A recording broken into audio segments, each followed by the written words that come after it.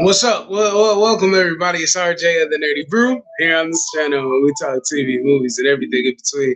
All while drinking a cup of coffee. Now, if you like one of those things or all of those things, why don't you consider like, subscribing, and hit that notification bell, and becoming a fellow Brewster.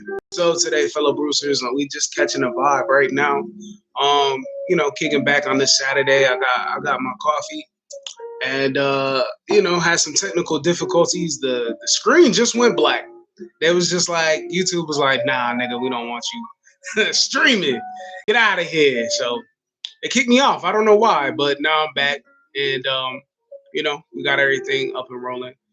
But with that being said, though, yesterday was an amazing day for me when it comes to consuming content, and when it came to me consuming content, I took my daughter and we went to go see Into the Spider Verse yesterday.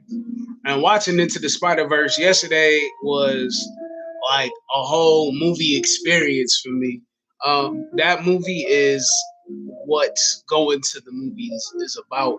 That movie, all in itself, is like so much like they put into it to make it an experience. And every I don't know every once in a while comes a movie that's an event. So you got, let's say, Terminator 2, Star Wars, back in 1977, Titanic, James Cameron, Avatar, James Cameron.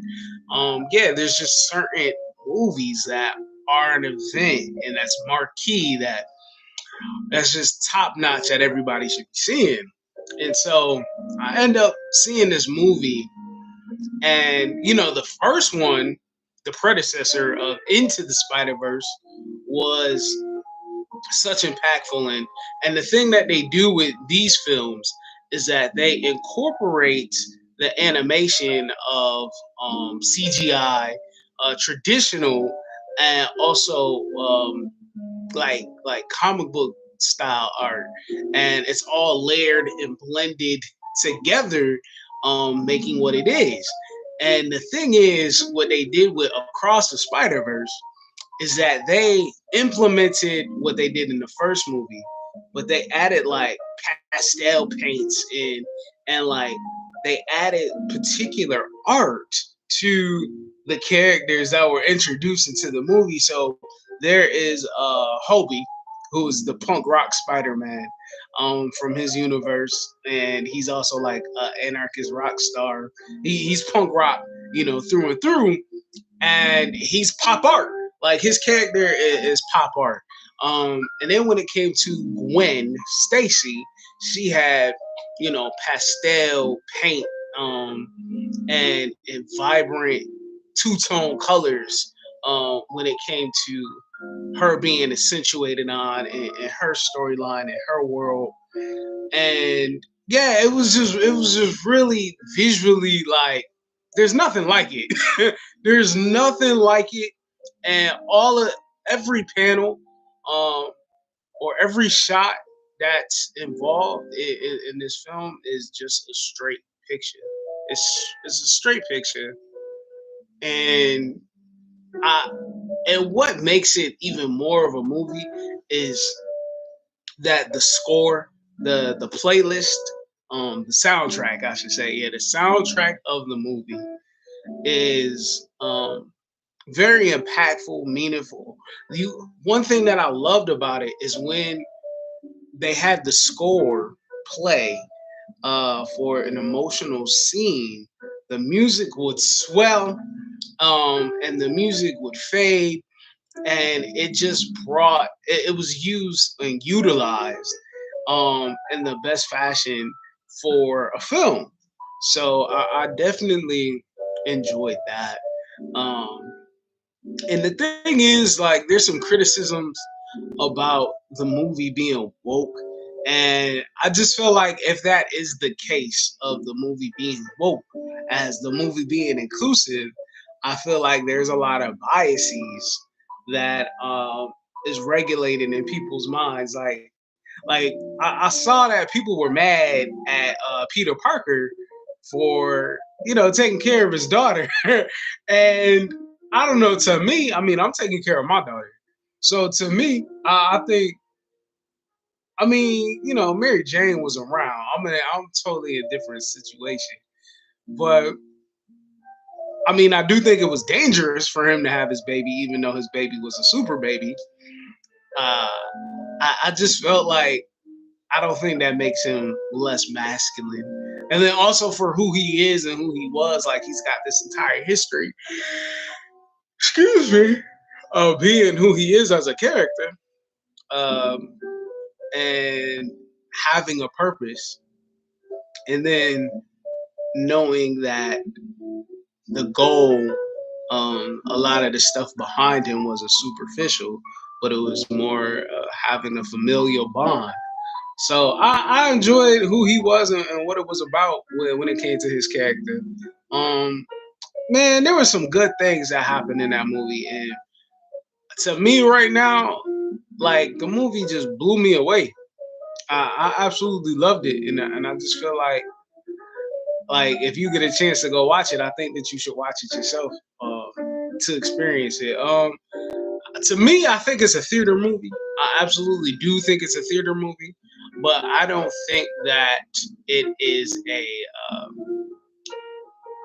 It's not wrong if you end up seeing it at home, but as long as you get a chance to experience the highs and the lows and the the turmoil and the triumphs, um, the reconciliation and all of these things that these characters go through, I feel like it'd be worth the watch. I feel like it would definitely be worth the watch. Um, and Yeah, Spider-Man Into the Spider-Verse had a lot going for it. It's really loud. It's vibrant. It's bombastic. And I feel like it's perfect. I feel like what is done with its growth, with Miles. Miles, they actually in the beginning of the movie put Gwen in the forefront because in the first movie, she's kind of introduced as a supporting character. Um, and in this movie, she is more prominent. She's more prominent in this film. Um, so so we'll be grasped to understand more of her motivations and what her backstory is and how she's intertwined with this world. And one thing that I loved, uh, and if you're a Spider-Man fan, you'll definitely love this movie. They had Spectacular Spider-Man. Spectacular Spider-Man was a great underrated. It is a great underrated Spider-Man show. I watched that a couple years ago, but I didn't watch its original run. And when I was watching that show, a Spider-Man, what was it? Spectacular Spider-Man. I watched it episode to episode, and it had 3 seasons. And I was like, God damn, this is some good ass television. That's what I was really thinking to myself, because it the animation style is like, yo, this is for little kids, but they really try to add some maturity to it to make it as kind of for like adults to enjoy it as well. Kind of like its predecessor of the Spider-Man '90s cartoon, and also Batman, the animated series. Yeah, and there was a lot of storylines that they got from the comics that they integrated well inside Spectacular Spider-Man. But he makes a cameo. There's a lot of Spider-Man cameos or Easter eggs inside the show, and the thing is, a lot of the stories don't really have no endings like that. So I'll give you an example. So for Spider-Man 2099, Miguel O'Hara, and he's the antagonist in this film. And I read that comic books, his run, um, when they were out, right? And I just remember like reading that run. First of all, I think it was well to use him as a character. A beard. Yeah, I think it was really well to use him as a character because um his character has been through divided timelines. His character has been across the multiverse in his own stories before the multiverse was even, popularized. So to him to be involved to make a this coalition that he's done, the secret agency that he's done to keep order with Spider-Man and inside the multiverse, Spider-Verse. Um, uh, he's one of the best characters to do so, and he's always been a dutiful, focused kind of comic book character. And one thing that he did that was well, his storyline. That's what I'm trying to say. And his storyline just ends. He has a storyline like his introduction. His introduction, his world of Nueve York, which was in the movie. Um, they don't have a Spider-Man. They don't have superheroes during his time period. So Spider-Man, is 2099 gone, dead and gone in the past. He was a hero for him to know about, but he wanted to recreate that. So that's how he ended up getting his powers because he worked for the company, scientific big bad company, and the company happens to be inside this movie. I can't remember the name of it, but it starts with an A, and the company is inside into the Spider Verse, and they're actually a through line for the villain. And the thing about him, of Miguel O'Hara, he goes through from what I read. I'm not all caught up to date, but he does time travel. Um, there was a situation where he fought Spider-Man. Doc Ock was in Spider-Man's body, and there was a lot of time travel involved in that comic book run. Excuse me, Superior Spider-Man. So he was involved in that comic book, and yeah, there was just a lot of time travel that was involved in that run, and for him to be part of that particular comic book issue, it just shows that he's the character that that would have been just worth showing that he knows what's going on with inside the multiverse. But yeah, with him, the last thing that I remember from his comic book run is that he stopped a gang war. So I feel like including him, if he's the same, well, first of all, they show that there was different Miguel O'Haras in different universes, because that's pretty much his backstory. But pretty much his comic book ends. Right now in the comics, Miguel O'Hara, his comic book, his character is in the present. He's in the present, and he's, well, from what I know, he's currently not active as Spider-Man. But before him being removed out of his timeline, his story just ends. We don't really know too much more about him. Um, they took story beats from his stories from out of the comics, and they put it inside of Across the Spider Verse. For example, spoiler alert: Miles tries to tell his mother that he's Spider Man. There's a big spoiler that happens. It's a twist inside the movie that I'm not going to discuss, but that happened to Miguel O'Hara as well in his comic book run. And when he tried to tell his mother didn't believe him in the sense of him being Spider Man. So they pulled that from Miguel O'Hara, and in this movie, Miguel O'Hara is his antagonist, or antagonist. And with him being his antagonist, um, I think as the story moves forward, they'll be able to come on common ground on a lot of similarities. Because come to find out, in this movie, Miles is a anomaly where his character was not supposed to be Spider-Man, and they have these things like we learned in what was it? And what was that show? What if? And what if there's these Nexus events? There's things in every universe that is supposed to happen, and in that movie they call it canon canon canon events. They call it canon events. I was gonna call it Canon Busters, but that's a show. But no, they call it. Excuse me. They call it canon events, and the and if there's any anomaly or obscurity that happens in the universe, um, incursions happen. The universe can crash. The universe can fall, and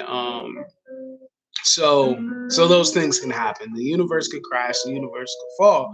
So Miles happens to be that anomaly, and within the Spider Verse and everything that's woven together, um, out of all these timelines, they can fall and crash. And Miguel is very aware of that, and he doesn't.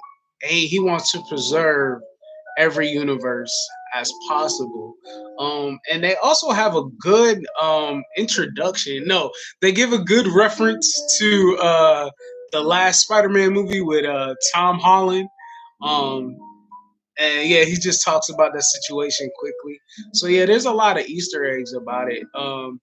The one thing that I found out was pretty crazy. I I support women and I support black women.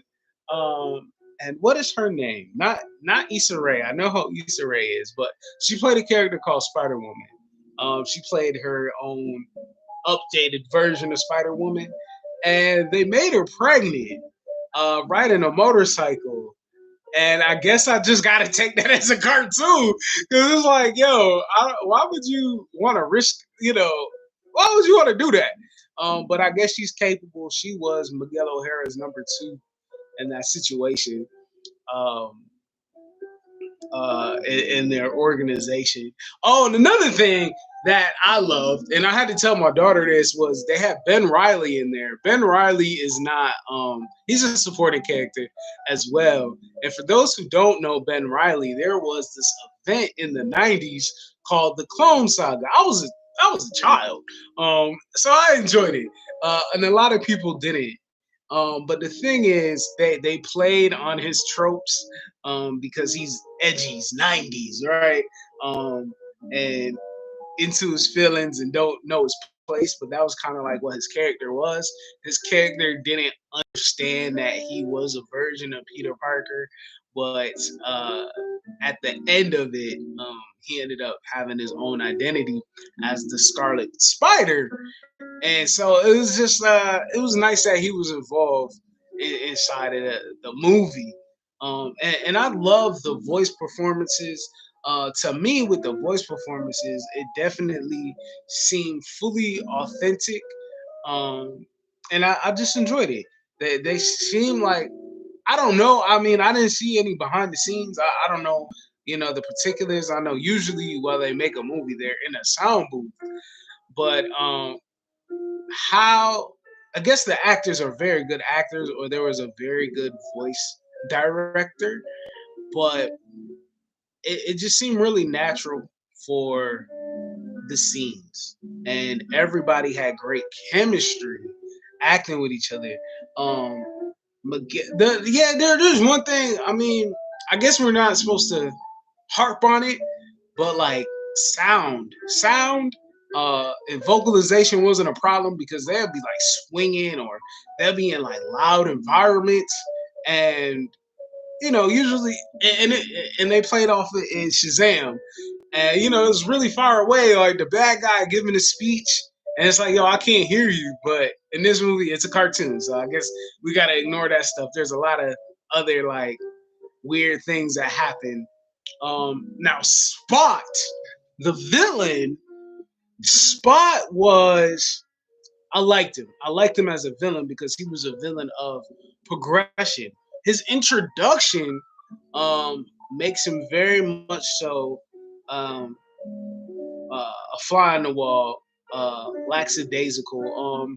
I mean, if you read the comics, you know that he's a very formidable foe, and even his run in Spider-Man the animated series. He's a problem. He's a dimensional kind of issue. But the thing is, he got purpose and he has a lot of gumption about himself. And when he figures out who he is and his purpose and what he wants to do, um, there's not a lot of him, but he's definitely a catalyst um, to move the story along. And yeah, I mean, I like Spot a lot. But one thing I didn't like, so I don't know. I don't know if I'm that progressive. I'm not that progressive just yet. But you know, for those who are not in the know, Miles Morales, right? He took on his mother's maiden name. In the comics, spoiler alert, his father died, and he took and his they were married. Everybody was married in that situation.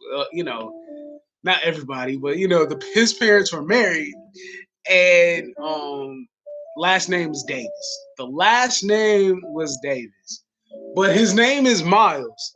But he didn't want to go by Miles Davis, like the jazz musician, the saxophone player. He didn't want to go by Miles Davis.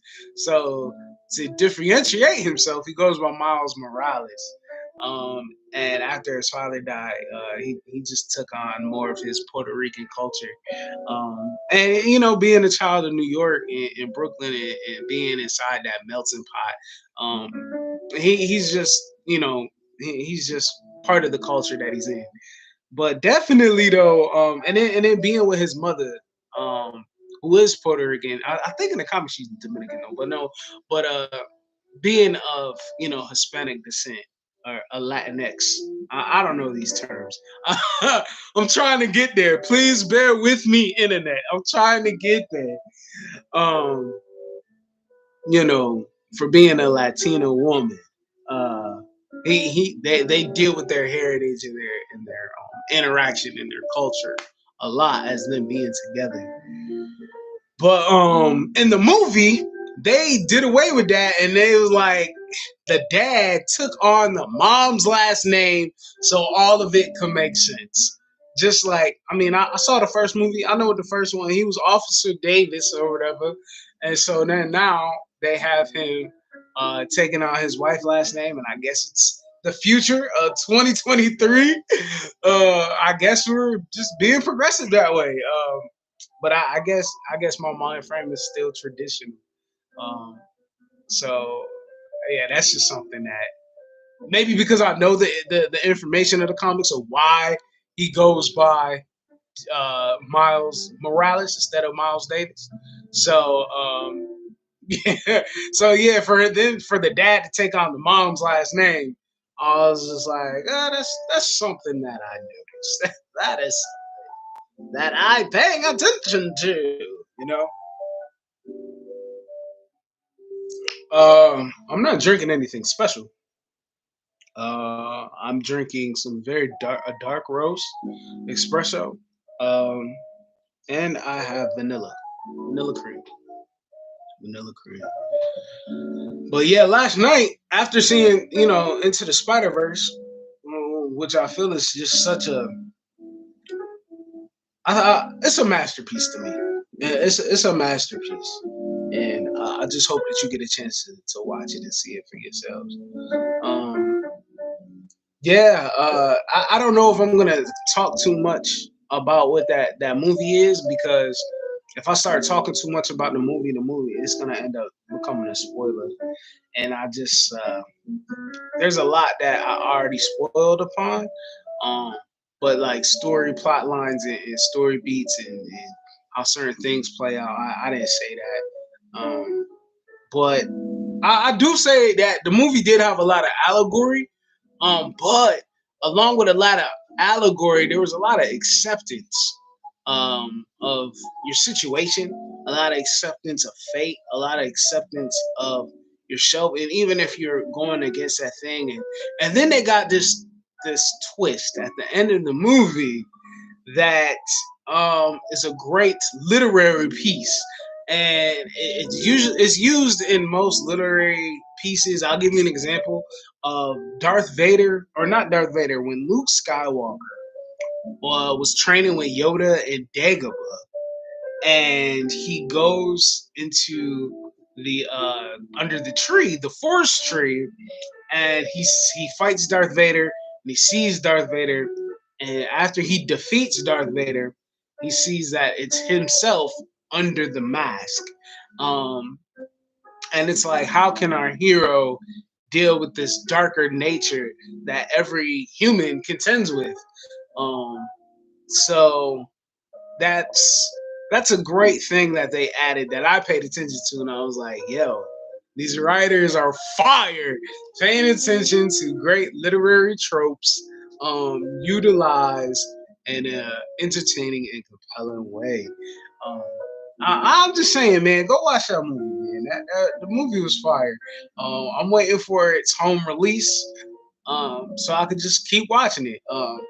Yo, when that first one came out, man, my daughter just kept watching it. Like, it was on Netflix for a long time. I don't know if it's still on Netflix, but it was on Netflix for a long time. With it being on Netflix, oh my God, it's just repeated. And I was like, yo, too much of a good thing. You're diminishing the greatness of this film. Too much of a great thing. And I'm talking about the first one, but I think for me, I want to watch it a lot more. Um, and there was a lot of just like Spider-Man things that I enjoyed in just seeing the different Spider-Mans that were there. And as I said, when it came to the artwork inside the movie, like when it had the individual Spider-Man show up, those Spider-Men had their own unique art style, and then they integrated and blended the art style real well, um, to not only make it vibrant, but to make it lively and to make it unique all in itself. Man, I loved it. Yeah, man, it was great. It was great. You know, I was to get it in Nerdy Boo grade. I'll give. I mean, I don't know. I'll probably have to talk the couch guy, but for me, of RJ of the Nerdy Brew, I'll give it a 9.8.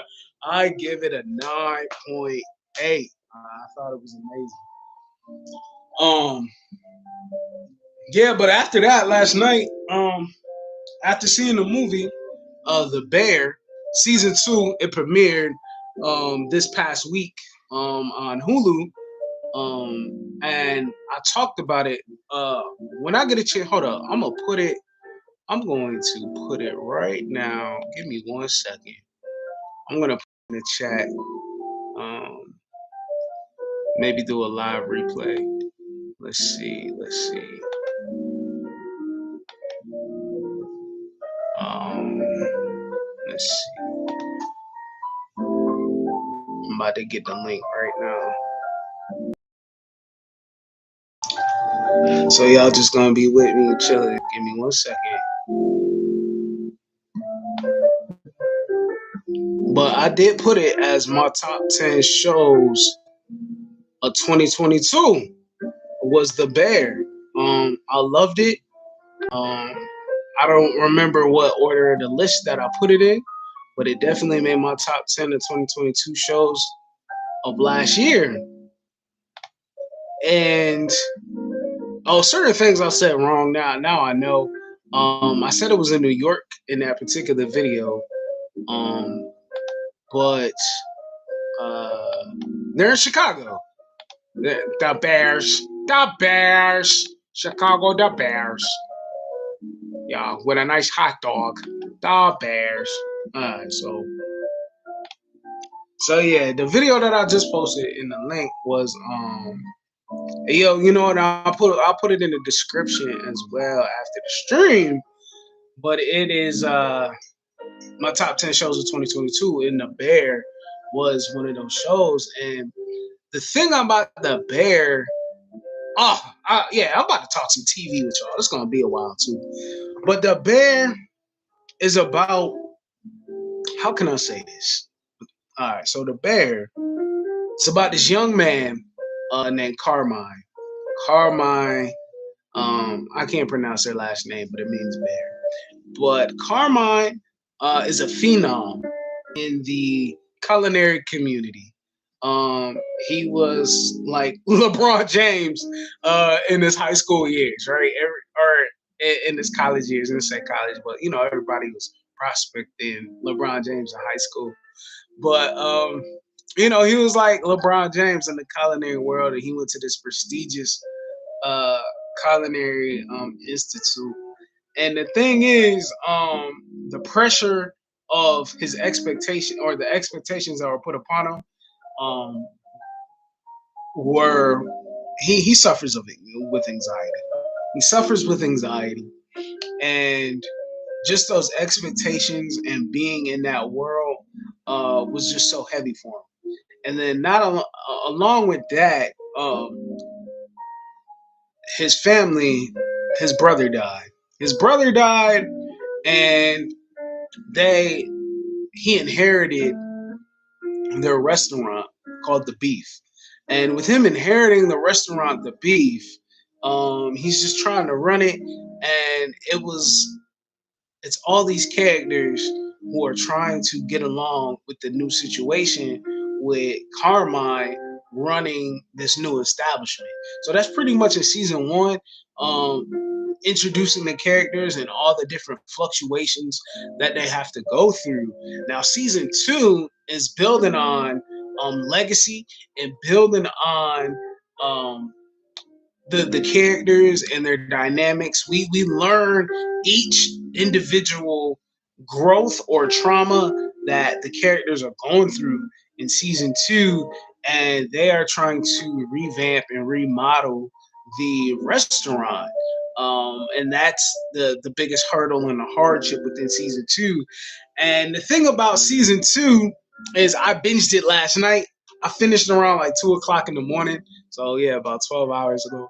And I was just like, at each episode, not each episode, but when it started with episode six, the longest episode. So episode six, all the way to episode 10, and each episode ended like a season finale. There was 10 episodes. I mean, I didn't know how many episodes there were this period, but when it came to episode six, it was the longest episode in the show, and I was like, and I'll be like, yo, that makes a lot of sense. It was a flashback episode. It was an isolated episode. It was a holiday episode, and all the family was together for dinner, and with all the family being together for dinner, and it's all of these uh, versatile and volatile um, uh, characters. They you know, it's just like being in a powder keg, you know, and or nitroglycerin. And if you make the wrong move, these things spark together. It's a wrap. So that's pretty much what it was. It was pretty much pressure just building inside this one episode, and just Carmine being more observant. Carmine was there. He's the main character of the show, but to see the interactions and how his family is, he was more in the background observing like where his trauma and anxiety and PTSD came from. He was is just him recognizing that, and so that was the longest episode. And with me observing and understanding it, and it was a very like fast paced, like sharp dialogue, great emotions, like all of that was done in that, and it just made me think how long it was. I was like, yo, this is a great finale. But then they had another episode after that. And another episode was finishing off um, things that they built upon to get to where they were trying to go. And that episode ended. And that episode ended on a high note. And I was like, yeah, no, it's just for season three. So the last couple episodes that ended were just very like powerful episodes. And there was a lot of like reconciliation and a lot of like acceptance and a lot of like conversations. Um, the show, oh man, this is like one of the best shows on TV, man. I'm about to look up the guy's name right now. It's one of the best shows on TV right now that you are not watching. and I just feel like you should. Hold on, I'm about to get the creator's name. Now, Jeremy Allen, what's his name? Jeremy Allen White is Carmine, but Christopher Storer, yo, this man is a genius. Um, he looks like, I'm looking at his picture right now. He looks like he's related to a Culkin, like he could be part of the Culkin family. Um, but okay, so he's been a producer, and he's also, yeah, okay, so he's been a TV producer. So he ended up writing The Bear. So The Bear is his own thing. But yeah, he's the showrunner for The Bear. He worked on Remy. I haven't watched that show, but I hear that it's critically acclaimed on Hulu. But I did watch Mo, and Mo is from Remy off of that show. But I was watching, yeah, but the dude Christopher Storer, uh, the writing is so authentic. The writing is such like natural conversations. Um, like it doesn't skip a beat. I guess those rehearsals for those actors are very tedious and methodical, because the way that they speak and the way that they talk and the way that they convey is just a really natural conversations within the show. And even though it's telling the story, the conversations build the story along to just make it go. Um, and along with the dialogue, the performances are just as equally as golden, to just make it convey in a way of authenticity, and not just authenticity but entertainment as well. It's just a beautiful show, and it's heavy. And one thing that really took me, like the start of the show, they're planning their remodeling for the restaurant, and there it's just regular conversation of budgets. Um, but then comes the Richard. Richard is the manager, and Richard was the brother's best friend. And at the start of the show, he's like, "Yo, what is purpose?" Like he said that he read this book, and he was talking about the book, and inside the book, um, he said that there were some family members to the character, the main character in the book, that had they all had different talents, and they were all able to excel. But then the main character in the book, they disregarded him and sent him elsewhere. And Richard is like, "Yo, what? Like, I'm 45 years old. Like, what am I doing in this life? And am I just a waste of space inside the entire planet?" So that's what, like, his start of the show is him thinking that. It's him trying to deal with that. And he has a whole arc. And the thing about the show is, with every individual, um, the people that work in the restaurant, it's a sense of progression. There's this woman named Tina in the show. In season one, she's a very old school Latina, and her way is her way, and she just knows what it is. And so these young people who are trying to set a way, trying to make a way, try to make things happen, she's kind of obstinate to it. But in season one, she ends up acclimated and accustomed to the new dynamic. Um, Her character growth, she has not reverted, but what they do is adding to her character growth, and she ends up taking some culinary classes. And she's already skilled as a chef within herself. So it's just another like layer that they built upon Tina. And she's like the mother hen of the restaurant. And then we also have, um yeah, there was just a lot of good things that happened within the show. I thought my daughter was knocking. Um, but yeah, there was a lot of good things that happened within the show. Um, about progression. And as I was saying, with all the characters within the show all had their own uh, situations. There's this one character in the show, Marcus, and Marcus in the show um, is dealing with an outside factor at home, which is a big difficulty. But he also is removed out of the country to build on his craft as being a worker as well. And then there's also another personal dynamic that's within the restaurant that grows upon that as well. Um, there is this young girl, Sydney, in the show, and Sydney at the start of the show in season one is a fan of cooking. She's a fan of the culinary world. She's been involved in that world, and she knows that Carmine is a phenom. She wants to be under his tutelage, but she's also very well adept in her world as well.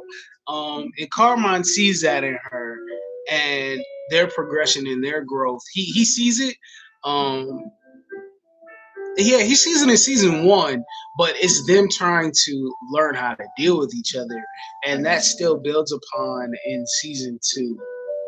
And so, yeah, all of these people bumping shoulders and rubbing together and being friends and being family, and all the hurdles that life throw at you, um, it just made it a very relatable and what is it? What's the word?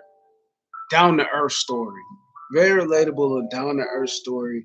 We all got crazy family members. We all got things that we don't want to deal with. We all got like trauma and hurt um, that sit upon us, and we all, you know, it put it or express ourselves in a different way.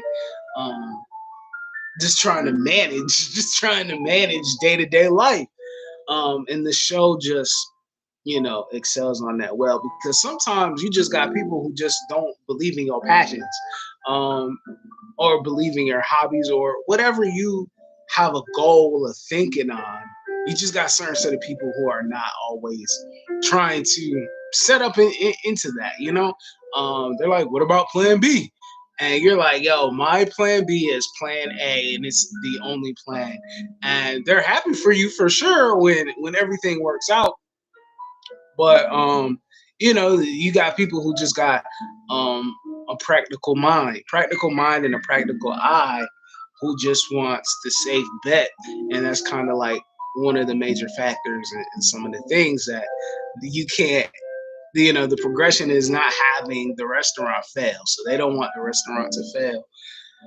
But what I wanted to say is there's a show called The Idol, and this is what I'm gonna do. Like, this is a comparison between The Bear and The Idol that I wanted to talk about. So The Bear, as I said, it's really authentic. Like, it's wonderful television.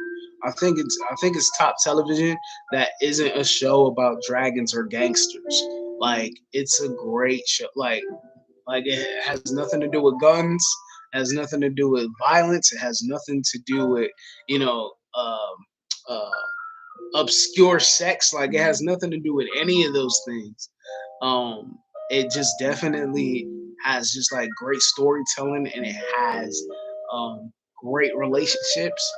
And so the thing is, um, there's a show called The Idol that's on HBO Max or Max. And the show is created by Sam Levinson, who also created Euphoria. And it's the new show, and The Weekend is in it. And there's only 3 episodes so far. But I gotta tell you that I really do hate that show. Um, and I don't know if it's being a phenomenon right now because it's like a HBO production. I definitely recommend that people watch The Bear over the show. And this is the point that I'm trying to make comparing the two, is that if you watch The Idol, I hate the show so much. And I don't want to make certain things racial, But you got the Weeknd playing in there, and he's this slick haired ponytail dude, and the Weeknd is a Weeknd, so he's black, and so he's this black dude encroaching and manipulating this small framed white girl, right? And it's like it's real predatory. It's real predatory, and he's doing it for his own ambitions, and also putting her through mental I don't know, mental heartache and mental turbulence, to have her fluctuating in an abusive relationship, um, and it just makes it seem it's a bad image and a bad representation for black men first and foremost.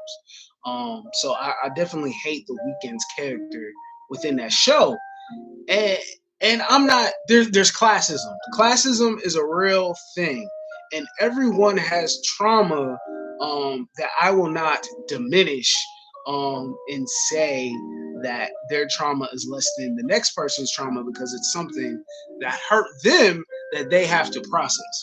So that's my disclaimer. So it's saying that the girl in the show is being heartbroken and she's crying that she's a celebrity. Definitely like first world problems. Because I mean I'm not broadcasting nothing, but just like the sense of like the pampering that she can go through. Like, oh, she gotta practice some dance moves. Oh, that's mad tough. Um, and then like everybody is, I don't know if the people are yes men, but the fact is like she's being a perfectionist and she's being wrapped up in her own mind, but she's being fed into the Western Hollywood society, that's being glamorized. And also the show is exploiting this girl. So I don't know if it's Sam Levinson or and if she's just like that deep into being an actress, or I don't know what the case may be.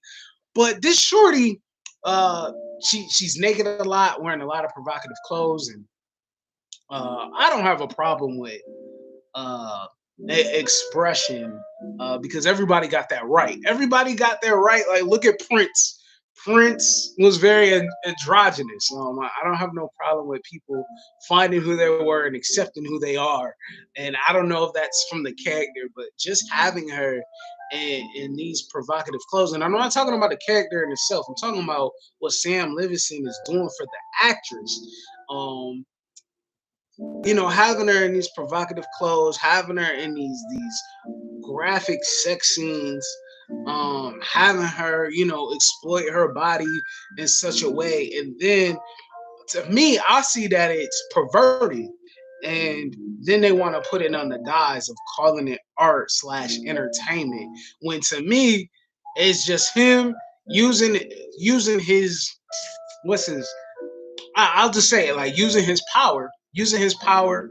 creativity for him to exercise his pervasiveness, perversiveness, and use it under HBO. And I just feel like what they're doing is exploitating this young girl that's in this show.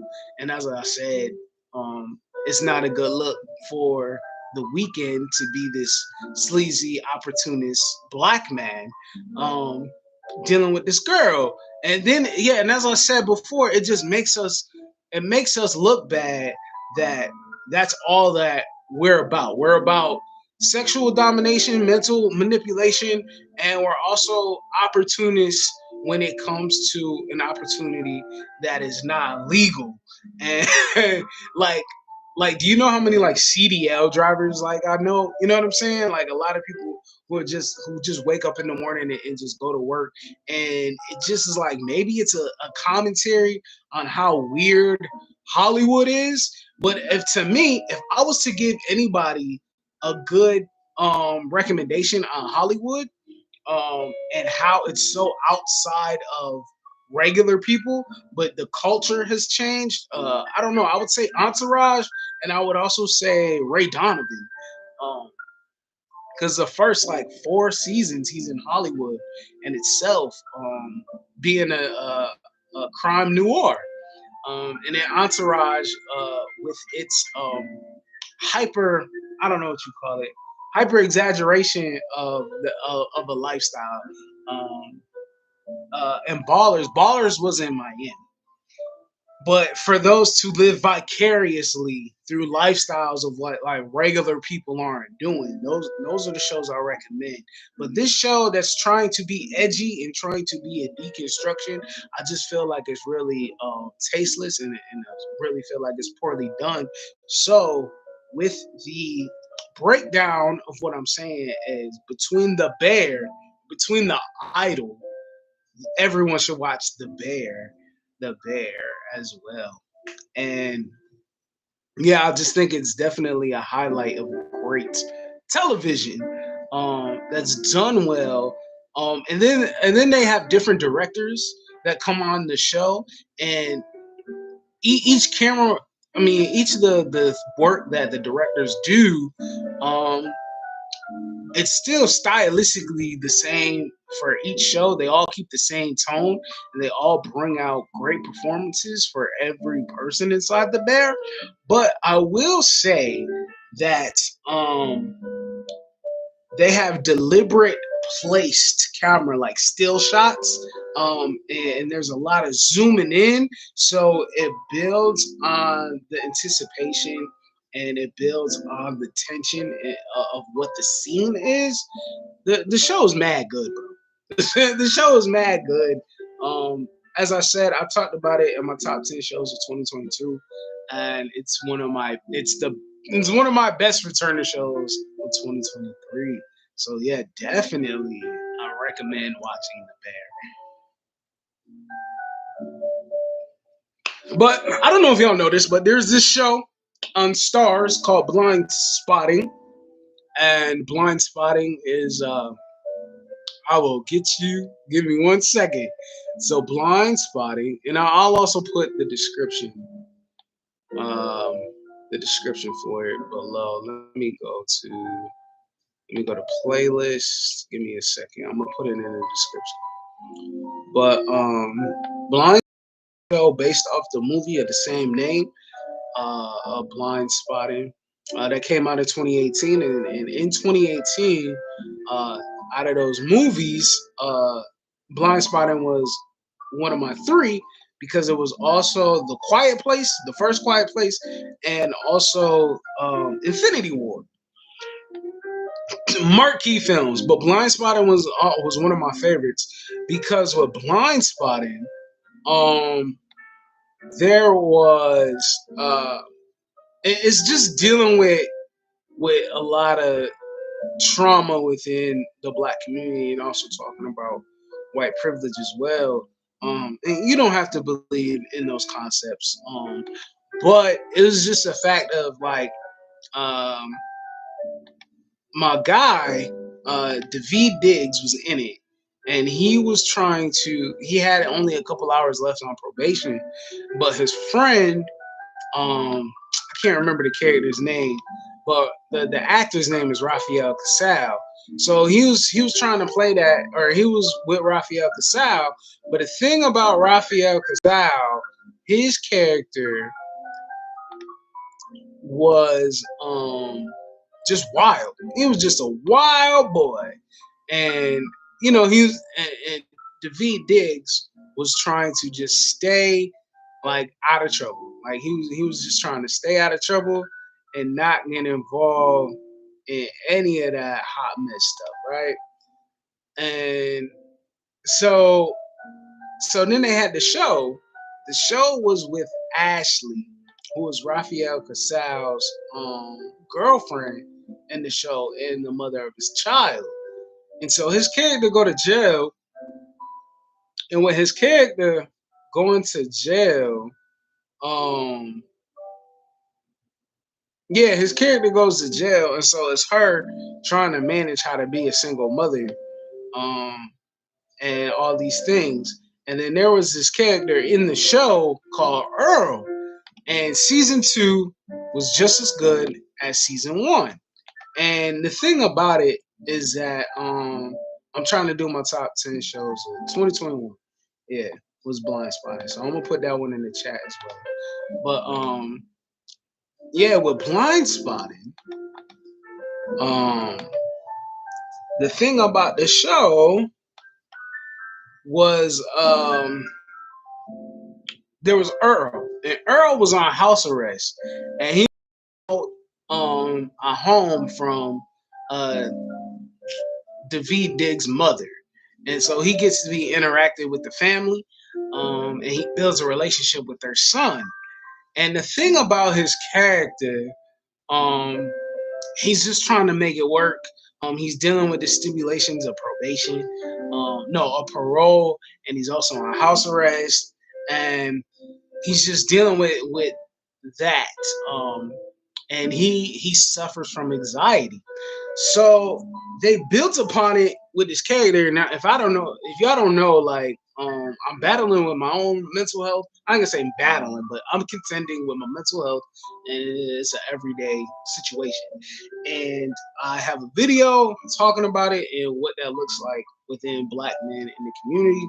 And I feel like if I was to make a part two, the part two would definitely be about Earl, because he's missing in the first episode of the beginning of season two. He's missing, and with Earl missing, um, they're like, "Where are you?" And he's just like, he shows up later when it's quiet, and he's able to share a moment with the main characters of the show because there was a party. He avoided the party, and he went to go, say hello, give gifts after that. And they were just like, where were you? And he was like, "Oh, I was dealing with some. I apologize. I was dealing with some stuff." And for those who don't know, like, people who, people as myself, um, who have social anxiety. I'm not gonna say I have social anxiety, but there's times of anxiousness. There's times of panic attacks. There's times of just being within yourself and being within your own peace, just to collect and process your feelings. You don't want to be dealing with everybody, so they they just bring that along. And there was another point with Earl that happened in the season of Blind Spotting where he goes out to dinner with his girlfriend who's supportive, and I appreciate that their relationship is Black love. I know that I try not to make everything about race, but it's really important, um because it's just good to see a healthy Black relationship. And they go out to dinner, and his social anxiety gets the best of him, while they go out to this dinner. And she's just very supportive. She's just very supportive within the situation and within the plight and the weight that he carries. So yeah, I mean, that's just a thing, like, trying to make a thing happen, but you just have your issues and don't want to contend with people, um and it's just hard to process. And the thing is, he has a lot of unresolved issues, not only being locked up, but his um experiences being within the justice system. His experiences within the justice system, he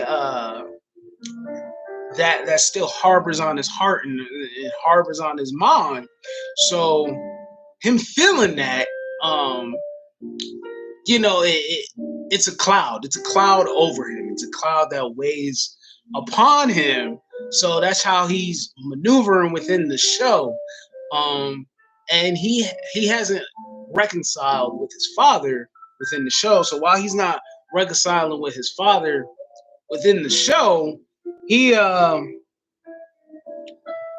he's not reconciling with his father within the show, he is dealing with it by avoiding it. And he just keeps it being that uncomfortable tension within himself, and then also with being incarcerated and being within the justice system, uh, that trauma in and of itself, weighs upon his mind too. And what I like about it is like it's a conversation that they're having. Like it's not being stigmatized. Um, and he's not being alienated within the show.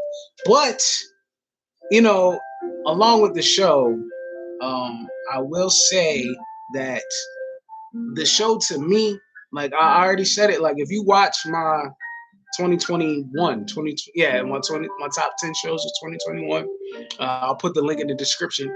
But if you watch my top 10 shows of 2021, the show has a lot of performative art. There's when when when the characters are going through emotional breakdowns, and for us to understand what they're going through that period of time, there's either spoken poetry, and if it's not spoken poetry, they have dance performatives with these dancers, just showing the melancholy that's going on within uh, the scene. And the season finale, uh, it was visual. The season finale, I was excuse the pause. The season finale was definitely, it was visual without any words, and it brings a resolution to all the drama and all the stakes that led up to that point within the show. So um, I just felt like it was done really well, and the best shows that I'm loving. I'm glad that there's still great shows, and those are my recommendations. That my top 10 shows is that that's definitely what I'm giving you to go and watch. But yeah, as a review, I talked about Spider-Man Into the Spider-Verse, the reasons why I loved it. Um, and I didn't talk too much about certain things about it, but I love the aesthetic of the movie. I love the music of the movie. I loved the voice acting of the movie. I love the certain things about Spider-Man and all these things that they brought up within it. I just really loved it and enjoyed it in itself. Um, yeah, and talking about the bear, talking about the idol, the two contrasts of how to do interpersonal human stories, and the bear is far superior than the idol, and the disgusting imagery that is in the idol. The bear is very precise, nuanced, authentic, and heartfelt. So, as I said, I'm gonna continue to love the bear. The bear blew me away, and with this, with blind spotting, I just definitely love the highlight of Earl inside the show. There's 2 seasons. If you got stars, or it's not stars anymore, it's like Lions Plus. What I forget the name of it, but yeah, definitely they have that. The new I forget the name of the app, but Stars. If you see it on Stars, it's on Stars. Yeah, and it has 2 seasons so far, and I think like 8 to 10 episodes for everything. So it's a good time to binge. Currently, I'm binging. Um, I am binging Minds. I'm watching from the beginning. I'm getting into season 3 right now, so I could finish, so I could end up watching season 5, so I could binge that. And the thing that I'm loving about binging uh, the Mayans all over again is that with watching the Mayans, there's so many, because I was watching it when it first premiered and week to week. There's so many nuances and there's so many things that I was watching and paying attention to that no, there's so many things that I didn't pay attention to first time around. So like certain character developments and certain motives and like certain Easter eggs I didn't see. So I'm seeing it now, and it just makes me appreciate the show even more. I do feel like it's a spinoff of Sons of Anarchy for sure, but I do feel like it's lesser. It's definitely a lesser show, but it's still as its own show of mine. It's very solid. If I was to give it a 1 out of 10, I'll give it a high 8. Oh, yeah, I'll give it a high 8, probably like an 8.5. It's a pretty good show. But with that being said, I'm gonna bring this stream to an end. It felt good vibing out. It felt good, getting these thoughts out. It felt good just chilling back, vibing, having my sip of coffee right here, and you know, having the jazz in the background. Like it was just nice to have a whole vibe. Talk with the community. But yeah, with that being said, I'm going to bring this video to an end. I'm gonna bring this stream to an end. And I want you to be you, do you, see the bigger picture. Have a fantastic day because you deserve it. This is that channel. Peace.